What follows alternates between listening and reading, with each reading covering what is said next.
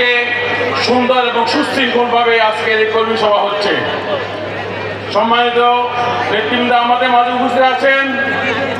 আজকের বিশেষ অতিথি ডক্টর মাহাথির আমিন, উপস্থিত ঢাকা মহানগর উত্তর বিএনপির সম্মানিত সদস্য সচিব জনাব মোস্তফা জামান, উপস্থিত যুগ্ম আহ্বায়কবৃন্দ, মেম্বারবৃন্দ, বিভিন্ন থানা থেকে সভাপতি, সেক্রেটারি এবং কর্মীবৃন্দ, অঙ্গ সহযোগী সংগঠনের নেতৃবৃন্দ এবং মহিলা দলের নেতৃবৃন্দ এবং সংগ্রামী সেক্টরবাসী, সম্মানিত উপস্থিত আমার জুন টুনের